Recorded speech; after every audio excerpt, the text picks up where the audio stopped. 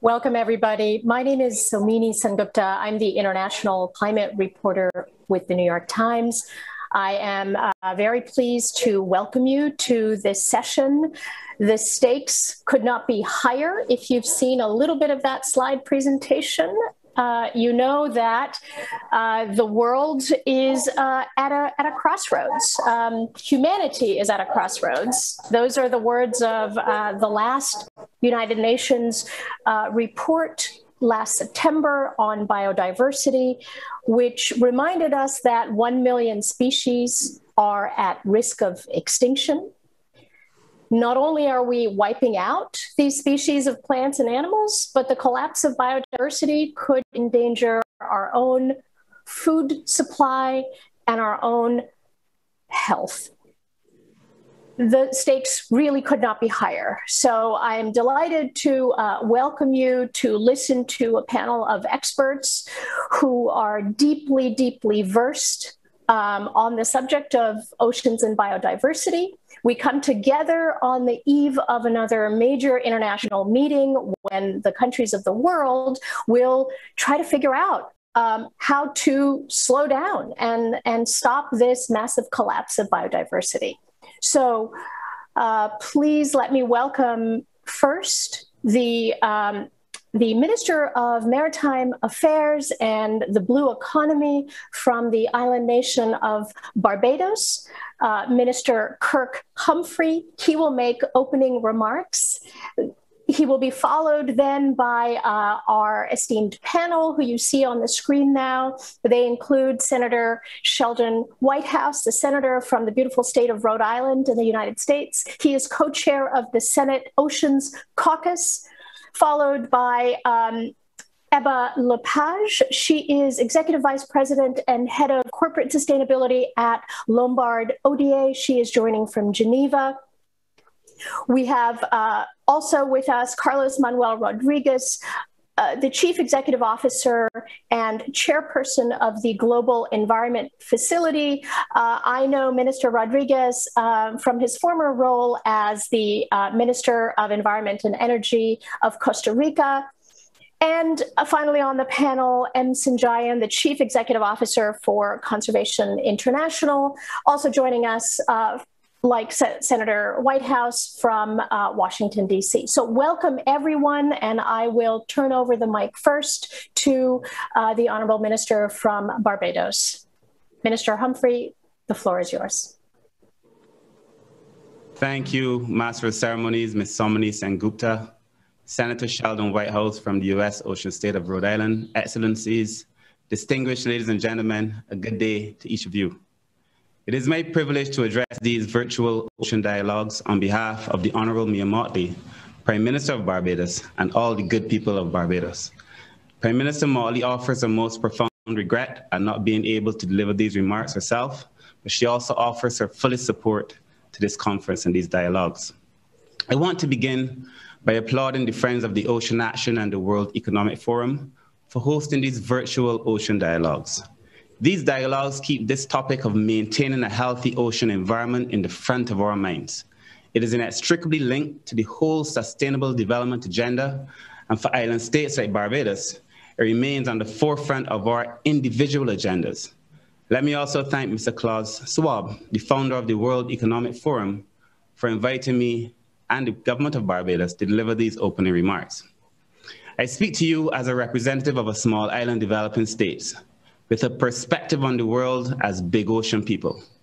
We recognize the ocean for its own intrinsic value, but we also pay homage to the ocean for the role it plays in bringing balance and securing all forms of life.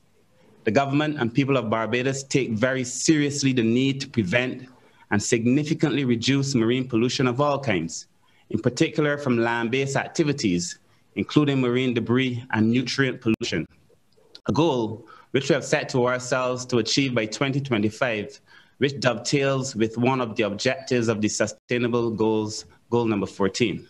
For us, however, this is not just another target to achieve, but rather a necessity, as we acknowledge that a healthy ocean is a wealthy ocean. The sustainable utilization of our ocean wealth is a vehicle to facilitate long-term socio-economic growth, as well as resilience to environmental and other vulnerabilities to which Barbados was and still is at risk. Just by way of a fact, our exclusive economic zone is over 400 times the size of our land space, and therefore for us, it warrants considerable attention. Setting a target of being fossil fuel free at best or carbon neutral at worst by 2030, we are focusing on our energy and renewable energy as part of our development program. Recent studies from the Caribbean Development Bank have suggested that our oceans can provide enough energy to power our entire nation and the countries around us. So how do we achieve this?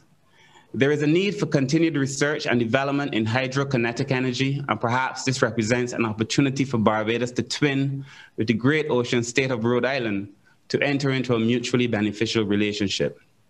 My friends, as Barbados tries to derive benefits from its blue economy, the government has entered into negotiations with the Nature Conservancy for the purposes of establishing a National Conservation Trust Fund, as well as the preparation of a comprehensive marine-based, science-based marine spatial plan.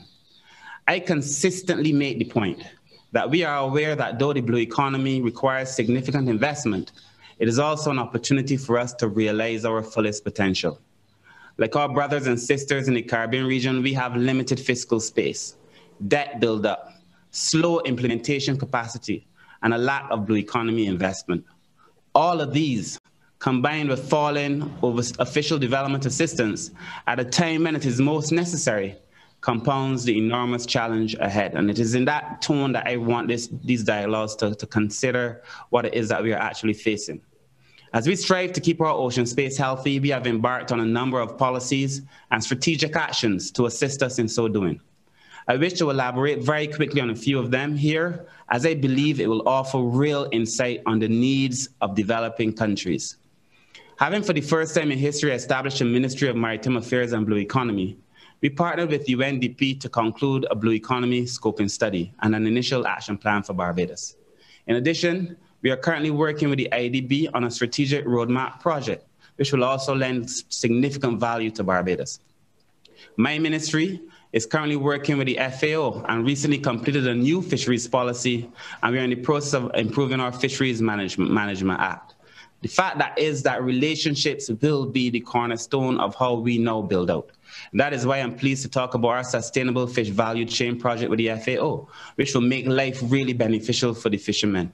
This project will allow us to remain committed to using sustainable methods as we fish, so as to maintain the balance between man and the sea.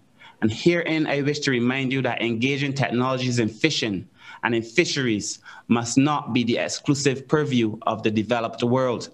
We seek balance in all things, And I also wish to remind this forum that illegal, unreported, and unregulated fishing, or IUU fishing, as it is commonly known, disturbs this balance, and it must be halted for all of our sakes. Those of you who can stand, I urge you to stand up and to stand out. My friends, we are also defining a clear path to being zero carbon, to having zero carbon in our shipping. And there's much I can say on that, but I will at another time. Our Bridgetown Port has a vision to be the leading green maritime hub in the world. We will be building out infrastructure to allow us to become that green, innovative, and sustainable. And these are practical tools that we will be employing. We have, like many other countries, banned petroleum single-use plastics. And in Barbados, for example, we did so in 2019 to stop the spread of plastic pollution in our oceans. But I also must say to this dialogue and to these conferences that it is important for us to also realize that we must stop greenwashing. We cannot cheat and win this war against petroleum-based plastics. So let there be no doubt that Barbados gives its fullest support to the Commonwealth Blue Charter. In 2019, we became a member of the Commonwealth Clean Ocean Alliance. We've since then joined about 6 other critically important action groups. It is our hope as a country to be able to play a more leading role in this Blue Charter given its importance. My friends, if we do not look after the ocean and all we derive from it, then it will not just be the marine flora and fauna that will die, but the lives of our people will also be at stake. Barbados and the rest of the Caribbean have experienced firsthand the fallout from climate neglect in real ways. Every year, between June and November, one of our Caribbean islands is likely to be devastated by a Category 4 or 5 hurricane. Every year, sargassum seaweed, and if you do not know what sargassum seaweed is or looks like, I suggest you Google it so that you could get a sense of the devastation that we are actually facing. But it covers and overwhelms our beaches during some of the most beautiful months in the Caribbean. Every year, more of our popular West Coast beaches are disappearing, and our coral reefs are now a mere shadow of their former selves. We have it in ourselves to find these solutions to these problems, to adaptation and resilience buildings, to halt and to reverse the effects on the impacts of climate on the lives of our people. So our responses are not about being crafted as small island developing states, no. We see ourselves, as I said, as big ocean developing states. In countries like Barbados and the rest of the Caribbean, our brothers and sisters like Seychelles in the Indian Ocean, Samoa in the Pacific, and indeed all around the world, find ourselves facing a raging climate that we have done little to offend and do everything to appease. Yet we remain on the front line of a battle that sees the ocean, with whom we have lived with an unspoken and endearing peace treaty or friendly contract built on respect, now posing a real existential threat to our survival due to climate change. I therefore call on each of us on this call, and those who can hear my voice, and strongly urge that we send a message to those who do most to hurt our climate, requiring them to do more for those who are being hurt by climate change as a consequence and as a result of their actions. We cannot do this on our own. Let us agree to continue these dialogues well past our COP15 Global Forum, as they provide the space for us to meet and collaborate on what we can do to ensure that we build sustainable oceans and sustainable solutions into how we treat our ocean environment. These are important dialogues, and I offer, on behalf of Barbados, our fullest support, and I oblige you. Thank you, ladies and gentlemen, for having me. Thank you, Minister, for your remarks. They are a profound reminder that not just Barbados, but all of us, to some degree or another, are big ocean people. We rely on the oceans for food or for work or for play, and increasingly for energy. With that, I want to turn to our panelists. And first of all, encourage those of you who are listening in to contribute to this discussion on ocean and biodiversity by sharing your questions with us. And to do that, please take your phone, go to slido.com, use the event code #815289, or you can scan the QR code with your phone. The QR code should be showing up on your screen, and send us questions, and we will hopefully have some time at the end of this panel. So welcome back to our panelists. I want to start with just a lightning round. I want to throw a couple of words at you one by one and tell me what comes up in your mind. Just one word or one phrase when you hear these words. Some of these are borrowed from the minister's remarks. Senator Sheldon Whitehouse, seaweed. Algae.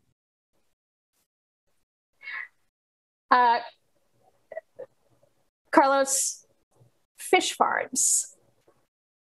Fish farms, moving from being hunters and gatherers in the oceans to manage properly the resources. Sanjayan, oil and gas. Opportunity to change. And Eva Lepage, deep sea mining. Need to think about transition to a more sustainable way. All of these issues are very much part of the discussion on oceans and biodiversity. I want to start with Senator Whitehouse. You've been an outspoken critic of illegal and unregulated fishing, which the minister from Barbados spoke on. Can you tell us a little bit more about why that is so important from your point of view? And for the rest of us, is it possible in the years ahead to eat only wild-caught fish from fisheries that are well managed, or is it inevitable that we will be eating more and more farmed fish? Well, I think IUU fishing, or pirate fishing, as I like to call it, because people who aren't into the jargon understand what you're talking about. Pirate fishing does a couple of things. First of all, it undercuts legitimate and managed fisheries. Second of all, it's a really toxic form of human behavior that also engages a lot of other problems, in effect, human slavery. If once you're involved in the illegal fishing trade, it's a very short hop to become involved in other illegal trades, trafficking. So it's a scourge that has been able to live in the shadows of the far sea, where we have not had coordinated enforcement. And I think it's something that we would do very well to be completely rid of. Everything about it is wrong and indecent, but we simply haven't had international consensus and resources enough to put it out of business. So I don't know how much the ocean can sustain us off wild caught only. Remember that we're starting with an ocean that has been beaten down to where many pelagic species are 90% knocked down from numbers that have happened in our lifetimes. So can the ocean, as it is presently cared for, sustain us with wild-caught fish? I would doubt it.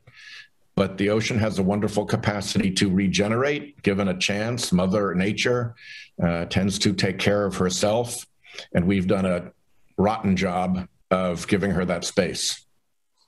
Senator, what would it take to eradicate pirate fishing internationally? Well, you know, we're getting there. The international treaty, the Port States Measures Agreement, has helped make landings more difficult.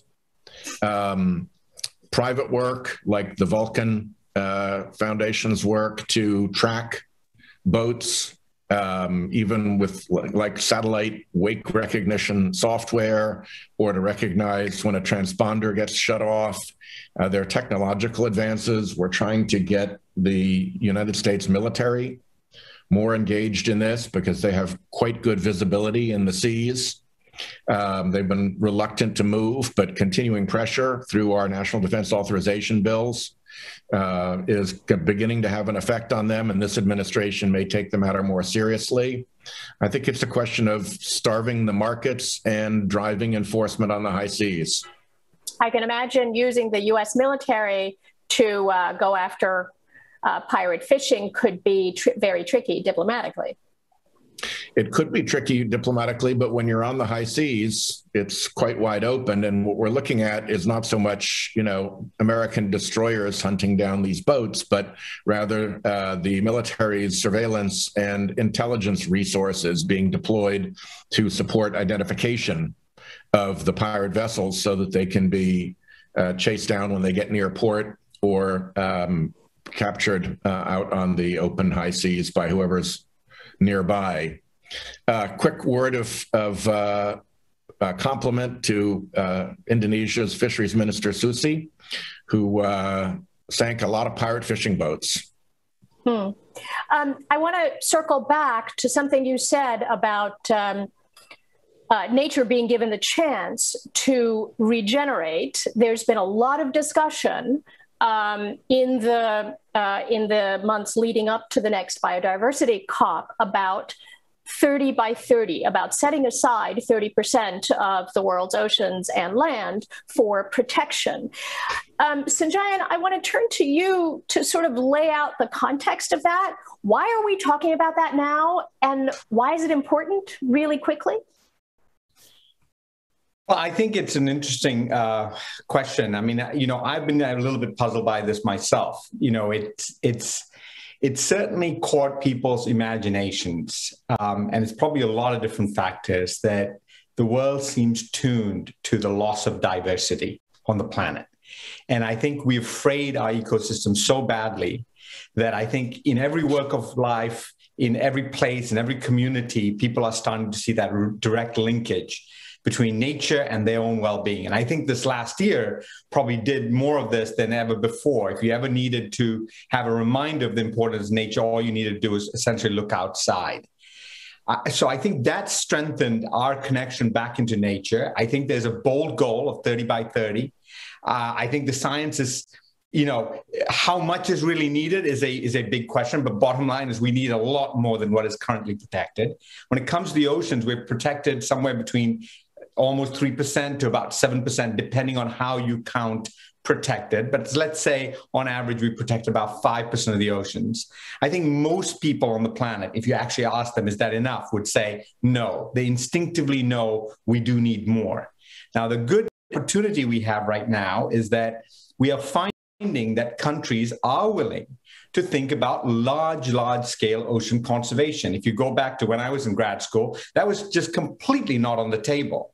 And then you had a couple of them being developed, one in the United States, Papahanaumokuakea, but also what we saw in Kiribati and Phoenix Island protected areas. And you started seeing this idea that very large protection of a country's entire EEZ, for example, is really possible. So I think there's been, a pressure and understanding that we need more than what we have, as well as a willingness by small countries often to really think that they're not small countries, they're actually large island nations. And that confluence gives us this opportunity right now, I think an opportunity we will not see in our lifetime, to really make a big leap towards doubling, tripling the amount of oceans under conservation management. But it'll only work if we work together. How much of the world's ocean have we altered or extracted for, human needs, whether that's for fishing or mining or something else? Anyone on the panel have a estimate of that? I mean, Senator Whitehouse probably knows it better than I, but I would say virtually all of it has been impacted by humans. For sure. Yeah. You can go to the I think most all of it, and even where there's nominal protection, if we haven't put the resources into actual guardians and sentinels to make sure that the protection is real, then the problem remains. But the good news is that in ocean systems, it can come back quickly.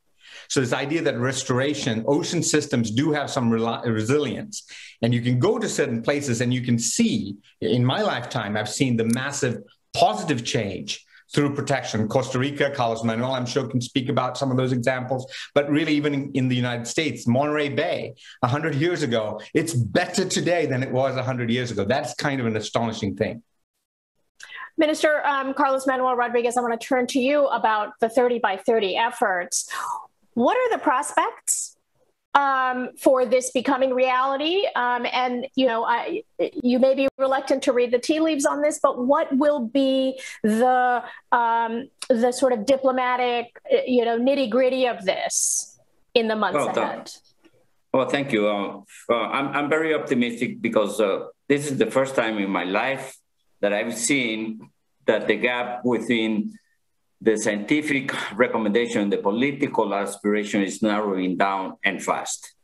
And these are great news. I'm very optimistic that, you know, the political commitment around the 30% will be achieved. So here, two things are important, Sumini. One is that the political commitment should be based on concrete goals and targets.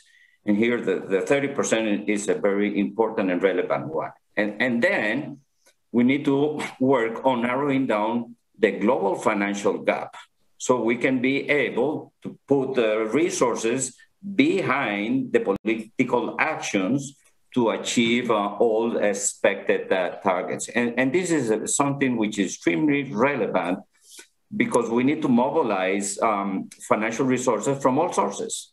It's not just you know, international ODA, which is going to narrow the gap, or it's not just the private sector kicking in now big time and contributing. It will be a combination of countries generating more policy coherence, and this is key in the marine realm. Countries, and I'm talking about developing country, has a big issue in terms of policy coherence because they still invest through incentives, policies, and subsidies way more resources and activities that are threatening the marine ecosystem than what they are investing in protecting and using it properly. That's one element. We need to help countries move the tax burden from taxpayers to polluters.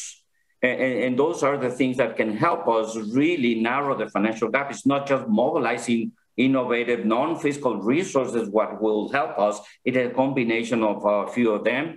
And Elizabeth Marena and the CBD has done a fabulous job working with an expert panel for resource mobilization that has helped, gave us the given light on how we should mobilize resources from all sources that will help us at the same time generate more policy coherence. Because in terms of ocean conservation at the country level, we got a big challenge because we got a Minister of Agriculture who oversees the fishing agency and a Minister of Environment who doesn't agree on how we should manage the marine and the ocean resources. That's, for me, one of the biggest challenges that we need to confront with.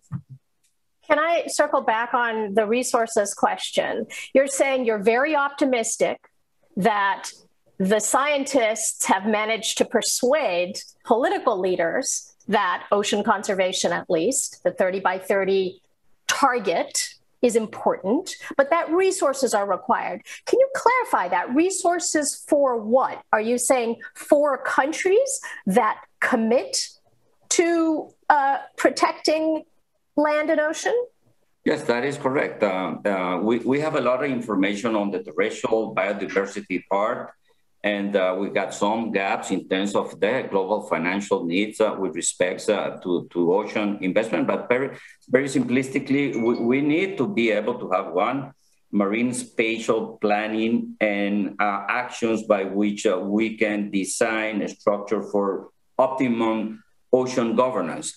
There's a big gap on how humans manage the land resources and the ocean resources. And as I said in my first question, Sumini, we humans still behave like we used to behave in the land 15,000 years ago. In the ocean, we're still hunters and gatherers. So we need to generate a kind of a social contract, an understanding on how we manage those ocean resources. If we see the constitutions and the legal frameworks of most nations of the planet, there's a kind of a social agreement on how we manage resources and how we aim for development. On the ocean, we don't have that. We need to begin generating social understanding that is very well reflected in our constitutions and legal framework. Then we need to put the science. We need to understand what we have there and how we manage that. The marine spatial planning is a key element. And this is what we do in the land. We do land use planning. And based on that, we set policies and establish roles and responsibilities. Then the other elements is ocean governance. The ocean is being governed by those who are not willing to manage it properly. And there's a lot of stakeholders that need to be part of this new structure that we call it ocean governance. And then we need to set the policies to move from this irrational neoclassic economic model into a blue economy. And I'm delighted to be able to share the panel today with the Minister Humphrey, that is a minister for blue economy. This is the right political decision that we need to see at the country level so we can see a shift from the mindset to the policy action at the country level. So the question of money brings me to you, Eba Lepage. Traditionally, money has been invested into, extracting valuable stuff, whether that's oil and gas on the ocean floor or fish or something else. There's lately been a movement to put a value on natural assets. How do you do that? How do you put a dollar figure on a coral reef? If it were only that easy, I think one has to take a step back and first think, how do you ensure that natural capital is relevant to investors? Because when you think about it, asset managers, wealth managers, pension funds have a fiduciary duty to manage clients' funds and get a return.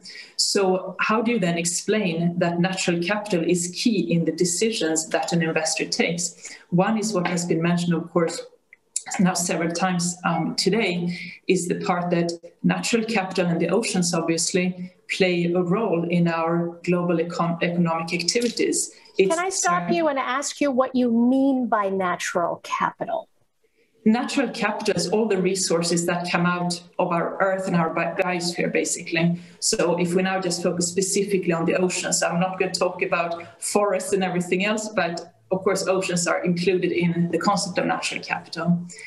And of course, then you explain to investors that oceans, for example, or other parts of natural capital have a very important role to play in industries that investors care about, whether it's agriculture, tourism, healthcare, etc. Then some people think, oh, the way we manage our oceans has an impact on what I want to invest in. And the second is to raise people's awareness of the companies that are finding solutions to the problems that we're seeing today. Such as, for example, the destruction of reefs, for example. As we know, what I've discovered during these years at looking at this is how shellfish function as natural filters, for example. A mussel can filter 200 liters per day. You have companies who are looking to, in a sustainable way, develop areas, of course, and ways to fish farm, for example, that do not have a negative impact. These are the companies that we need to find and invest in, because these are also, they both take care of nature, but also, we believe, have the best returns. And it's an interesting path. And I would say the mainstream investor today is not really focused on natural capital, but it's coming. Because as you mentioned, I would say the past 2 years, it's really the next step in sustainable investments. So from what I'm hearing you say, valuing natural capital is an idea, but it is difficult to quantify it and to sell investors on the idea that their returns are going to be what they have expected. It's difficult to value specifically to say our coral reefs are worth X, for example. That's difficult. So then you need to angle it to say the company that does X, Y, Z, what are the returns of that company, and look at the good effects that they're having, the positive impact. That's the way one has to do it right now. So that raises the question, right? Is it, and this is a question for any of you, is it, if we're talking about valuing natural capital, if we're talking about ocean biodiversity, is it consistent to both keep investing in oil and gas, and B, to be subsidizing investments in fossil fuel resources? Well, from our side, no. I mean, sorry, I'll just very quickly, Senator, say from our side, it's not. I mean, one has to really transition from fossil fuels to a sustainable economy. There's no question about it. How do you sell your investors on that idea? Have you said to them, we are heretofore not funding any more fossil fuel projects, except for the ones that we're already in? What's the bank's position on that at the moment? The way we look at it is that it's really you have to support the transition economy, because basically you can look at a fossil fuel company that has no plans for the future. They will continue doing what they're doing. We're not interested. You have those companies that are looking to transition to a sustainable economic model. They're moving towards renewable energy, etc. We look at those companies, and many of them we support. And then, of course, we follow up. If we see in 5 years nothing has changed, well, then maybe it might not be an investor target anymore. But we have to support the transition. So your window is 5 years. You want to take a look at what they're doing in 5 years. Well, we follow, of course, every year. But if you have a company, you see no change after 5 years, you know not much will happen. After 1 year, it's pretty quick. 10 years is too long, far to look ahead. Senator Sheldon Whitehouse, you had an unequivocal answer to that question. Tell me more. Well, the problem for Ms. LePage and others is that the fossil fuel industry has a very, very strong record of simply not telling the truth. They've run a very systematic scheme to mislead the world about climate change, to say that it's a hoax, to say that the repair of their damage will cause economic suffering. It's been probably the biggest information operation ever run. And the idea that they're suddenly going to become honest about the transition goes against all our experience of many decades with how dishonest they have been about climate change. So you really have to watch them like hawks, and you've got to hold them to really hard objective standards that are things that are measurable now, because a promise for 2050 can be nothing but greenwashing noise. So I think you've got to be very, very careful about them. And they have been used to living on an enormous subsidy. The IMF puts the subsidy in the United States alone at $600 billion every single year. So to protect that, they've gotten involved in politics in a very unhealthy and degrading way to American politics. I suspect that's true in other countries as well. But it just makes it really hard to solve the problems we're talking about when the industry perhaps most responsible for these problems gets to sit on a $600 billion subsidy, and everybody has to compete against that position of economic privilege.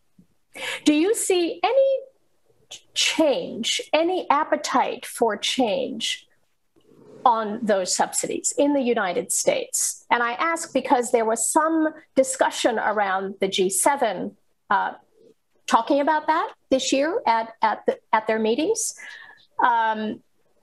So do you see any change in mood on the question of fossil fuel there's a strong subsidies? appetite in the Senate on the Democratic side for putting a price on carbon to offset that subsidy. And I think there's a recognition it's a bit different from taking away the subsidy. To reach our goals if we don't take on that subsidy. You simply can't ask renewable energy to take on an uphill fight against an incumbent that has a $600 billion annual subsidy and expect good results to come from that. It's interesting that you say, please. Yes, Sumi, and let me add just a little bit of complexities to this, because we got the same kind of challenge, political, economic challenge in the food production systems where humans produce our food. Exactly the same thing that the Senator, the White House is mentioning to us in terms of the political interest, the economic interest, the political challenges to address perverse incentives and subsidies, and how do we do a transition trusting the sector? I strongly believe that one big issue in terms of going forward is really understanding how do we balance the economic playing field So all actors will be reacting to that effort. And up to today, all those negative externalities from the energy sector, the food production systems are not fully reflected, not in their own balance sheet or even in the national accounting systems.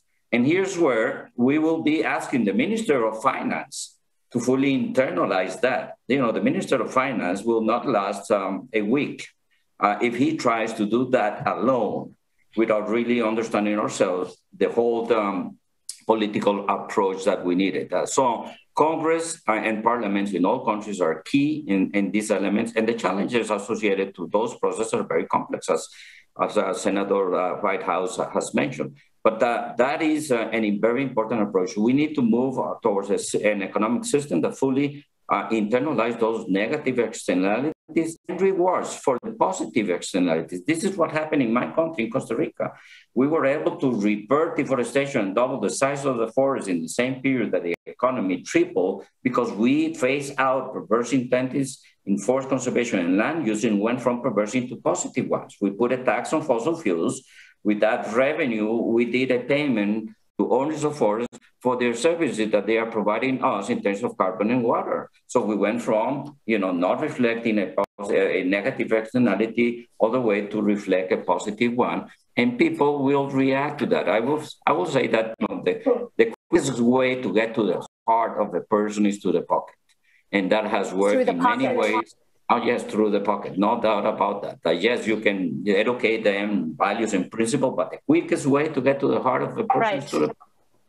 It's very interesting the way the road to biodiversity and climate change, the road to addressing biodiversity and climate change, really does, to a large degree, come down to money and subsidies, and where those are channeled from what you all are saying. I want to turn really quickly now to questions coming in, and a reminder to our audience, please do send us questions on ocean and biodiversity. The first one from Sally Sudworth of Mott MacDonald. She's asking, do we understand what percentage of species is vulnerable to acidification due to climate change, and what is the subsequent impact expected to be on the food chain? So any of you can take this on if you want to talk about climate change and its impact on food security. Sanjayan, you have some experience in this. Yeah. Sure. I mean, the simple answer is in the oceans, virtually the entire food web. So virtually every species in the ocean is very vulnerable to this issue, both of temperature rise, but also of acidification, because ocean acidification makes it hard for the smallest organisms in the ocean to survive. And that trickle up effect really impacts everything, all the way up to, a blue whale. The last time, the planet, if you go back to sort of, deep history, and you look back at times when the atmosphere had a lot more carbon dioxide in it, and you look at what marine life looked like in the oceans, you find that, say, 95% or more of species in the ocean died off during these very, very large extinction events. 95 plus percent of species died out in the oceans. So if we don't get a handle on climate change, if we don't meet our Paris climate targets, et cetera, it is going to become increasingly difficult, ultimately, to maintain the life that you see in the oceans, and then the trickle effect of 300 million plus people, actually billions of people, ultimately, who are dependent upon it. Senator, I can imagine you are hearing about the impacts of climate change on fisheries in the United States. I wonder if you can address this question of how a warming ocean could impact the food supply chain. Well, there's a general flight poleward of species. And in regulated fisheries, the regulated fisheries are very slow to catch up to that move. So you end up with very peculiar anomalies. And in less regulated fisheries, you end up with artisanal fishing, people who have developed a particular set of species that they fish for, and that's gone. And in fact, you're starting to see sort of a vacancy belt in the warmest equatorial waters, where the poleward shift is not being replaced by poleward shift from further south, because there's nothing, from further towards the equator, because there's nothing there. So we have a belt developing that is going to be hard to figure out how fisheries sustain there.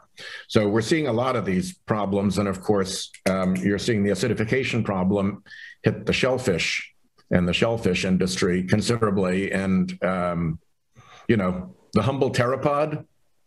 Nobody thinks much about the humble pteropod, but studies nearly a decade ago showed more than 50% of the pteropods in the American Pacific coast with severe shell damage, which relates to the acidification. And when the pteropod falls out of the food chain, a great number of species fall with it. And I think, the salmon fishery is looking at that with real concern. With real concern, absolutely. And Please. Let me just add one more element here, which is the fact that the scientific community a few years ago, like 3-4 years ago, told us that in the IPBES report that if we humans continue business as usual, we will lose around 1 million species by 2030.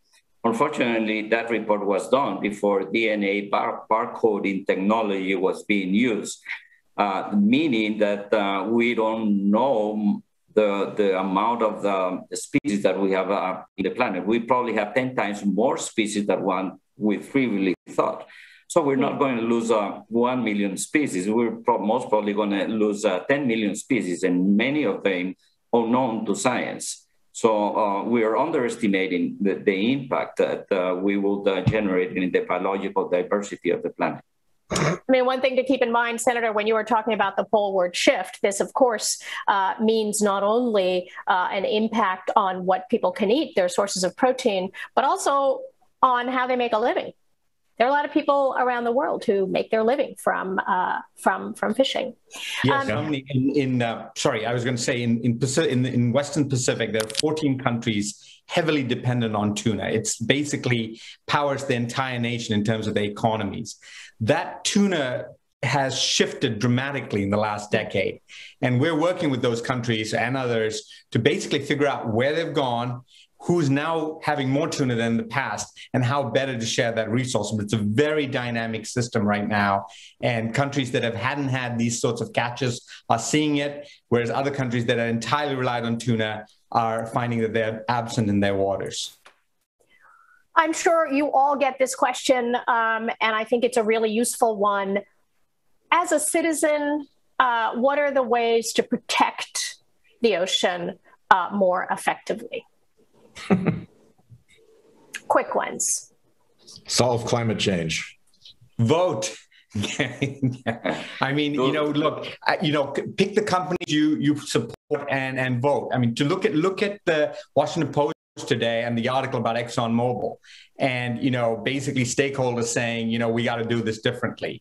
If people aren't willing to participate in the electoral process, if they're not willing to make their voices heard, they're watching their own demise at their own time. And it can really matter. I really believe company CEOs today, more than ever I've seen in my lifetime, are actually serious about this issue of conservation, of sustainability, of biodiversity. It is on their radar now.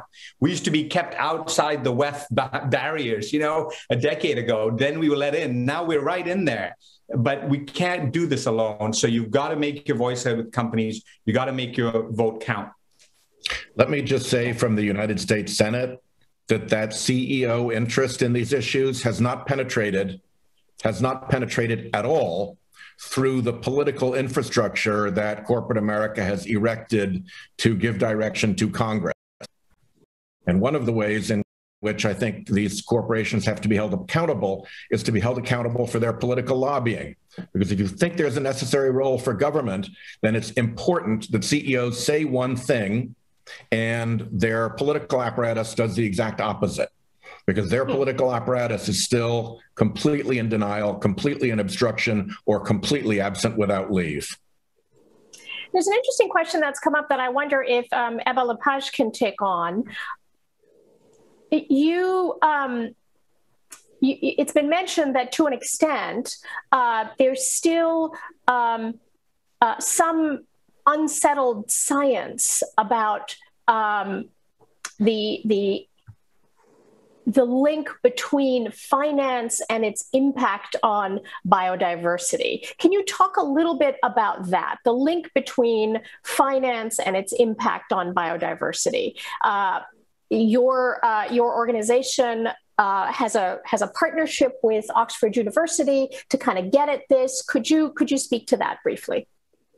Sure. Yeah, I think here that the point was really important is that the investors and the financial industry can have huge impact on climate change and the direction we're taking just on how we allocate capital. So that's the first thing really to think about. But our decisions and our investment decisions must be science-based. We firmly believe in that. And this is why, for example, last year we entered into a partnership with, as you mentioned, the University of Oxford. And this is a partnership that fosters research and teaching on sustainable finance and investment. And we focus on climate change, circular economy, and nature.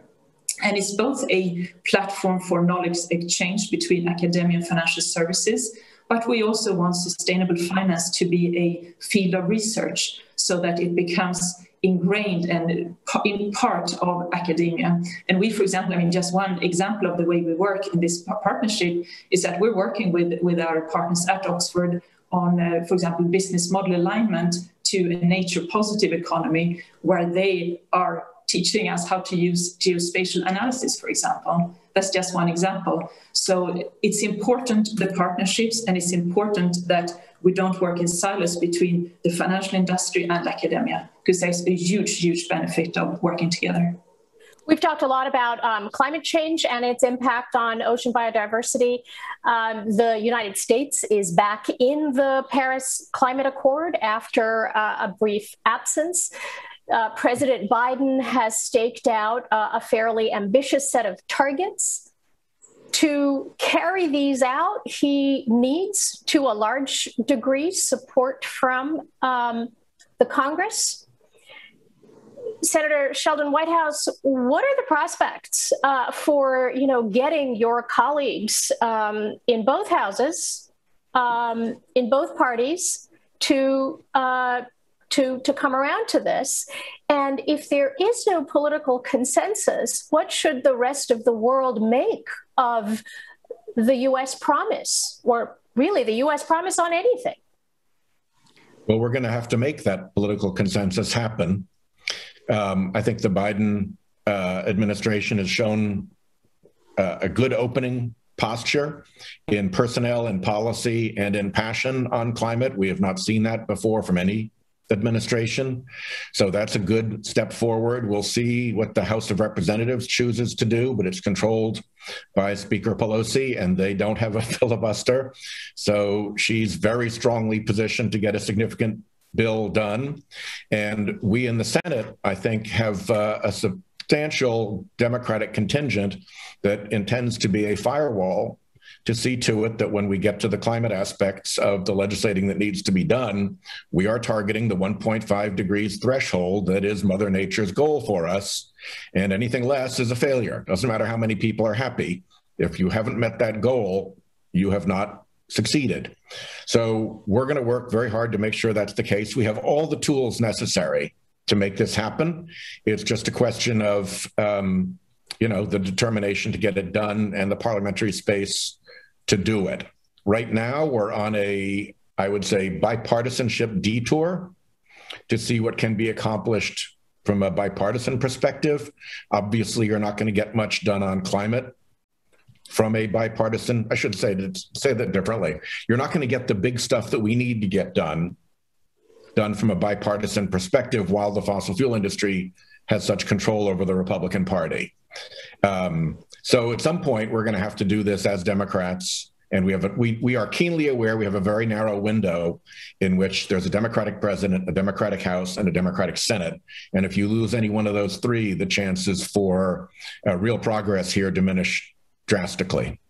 Speaking of getting the job done, it is my honor now to introduce to you a woman who needs to get the job done in a very short window of time. She is Elizabeth Maruma, Executive Secretary for the United Nations Convention on Biological Diversity. It is her job to rally the nations of the world who belong to the Convention on Biodiversity. The U.S. is not one of them, incidentally. It is her job to get an agreement done. So I'd like to say goodbye and a huge note of gratitude to all of you on the panel: Senator Sheldon Whitehouse, Minister Carlos Manuel Rodriguez, Eba Lepage, and M. Sinjayan. Thank you all for joining us in this conversation. And please, everyone, welcome Elizabeth Maruma to the floor. Thank you, Somini. You are really giving me a hard time, but well worth it. Allow me first to join you to thank not just the World Economic Forum for initiating this dialogue, but to all the panelists, the minister, all of whom have underlined how important the ocean is, not just for species which are out there, but the key species is us, human beings.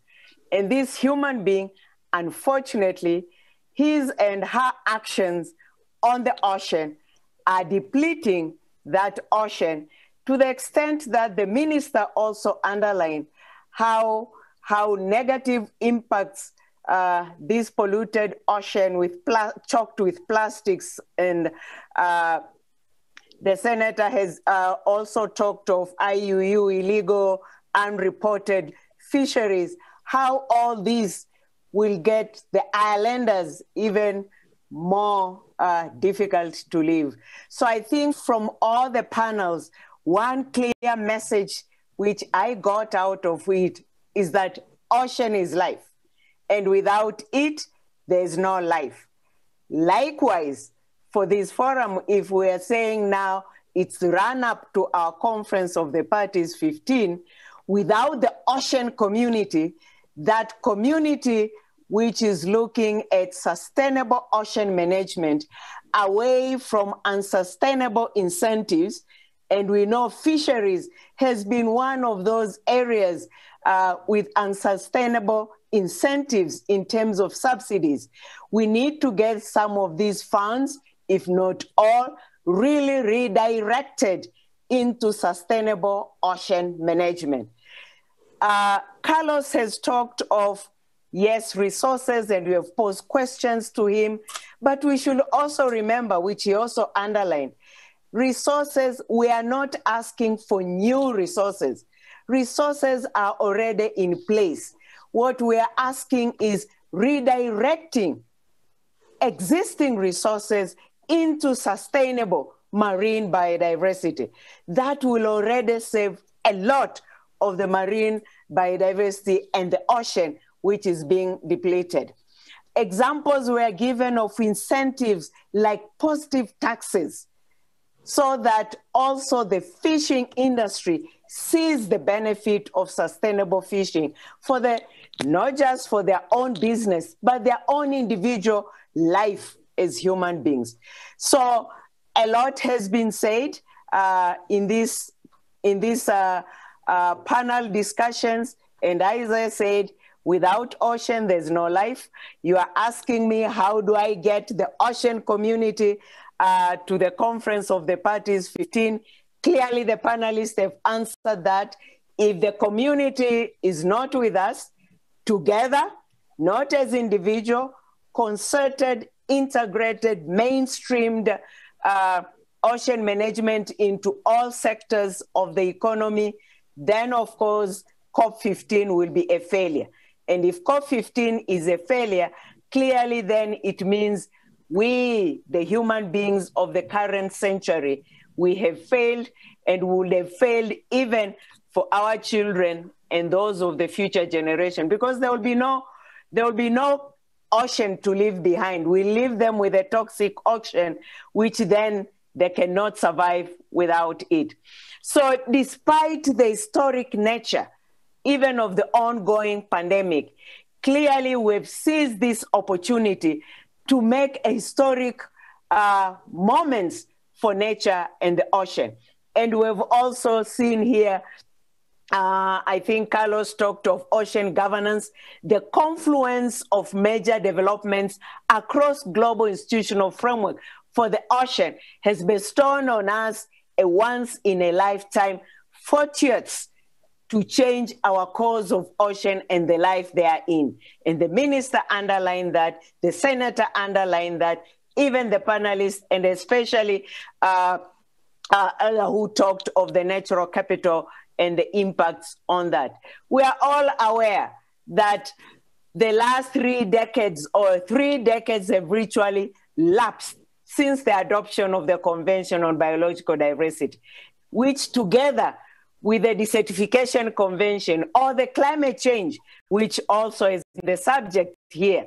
But then since then, while we agree progress has been made, clearly that progress, much as it has led to expansion of marine protected areas in line with our each biodiversity targets, has also increased the mainstreaming of biodiversity into sectoral management, responding to Sustainable Development Goal 14, but we still know a lot needs to be done. The ocean is still being choked with debris, with pollution, with plastics, and no single country can deal with these matters alone, knowing very well that the ocean is a transboundary matter. So all of us need to be there together in terms of taking action. So continued biodiversity loss, runaway climate change, all presents all the fundamental risks to our health and the stability of the ecosystems that sustains all of our societies. And the COVID has clearly shown us that we need to reimagine and transform our relationship with nature while promoting this global community of working together in this health. As you may know, we are in the process of developing our post-2020 Global Biodiversity Framework to be adopted at the next conference of the parties. And this will be the primary, fundamental, one would say, or others have even equated to it as a Paris for biodiversity, that we really expect it to be adopted. And it also builds upon everybody's common goal, not just for nature, but all the services that nature provides and underpin for a healthy, productive, and well-functioning society. And this framework will include goals, targets, policy directions, which will include also the ocean to guide our global society for the next 3 decades and beyond. We recently launched our Global Biodiversity Outlook, which had also looked at where do we go from here as far as transitions for nature is concerned. And among the recommendations specifically include transition for fisheries, oceans, climate change, sustainable food systems, and all in biodiversity inclusive One Health approach. So food systems, panelists have also talked about that. And the report also underlined all these transitions, they cannot be achieved if we expect them to be achieved in isolation from each other. The ocean cannot be placed in a silo. It underpins all of the transitions, and all together are needed to achieve this healthy planet which we are looking forward. We have been celebrating this week International Biodiversity Day with the theme, we are part of the solution. So for today, I take it that we all as the ocean community, together we are part of this solution to ensure that we have a future for our children and a life for our children and our grandchildren, which will have that clean ocean. Barbados already have enacted a legislation to ban plastics. Many more have not yet. We know oceans continue to be choked. Are we emulating those best practices so that together we reach Kunming for the Conference of the Parties 15 with that vigor, that ready to take action, and will not take action from October, but actions have already begun, continue, and will continue to be enhanced and threatened and strengthened moving forward. So let me stop there. Somini, equally thanking everybody for all these lively discussions, which clearly gives me more hope as we run up to the 15th Conference of the Parties. Thank you. Thank you so much. One thing that's clear, there's a big to-do list. So I'm going to let you all go so you can get to work. My big thanks to all of you. And we will keep, I look forward to more discussions on ocean and biodiversity and climate change as we head to the big meetings in the fall. Thank you all. And thank you to our audience for joining. Thank you, Somini. Thank you, Elizabeth. Bye-bye. Thank you. Bye.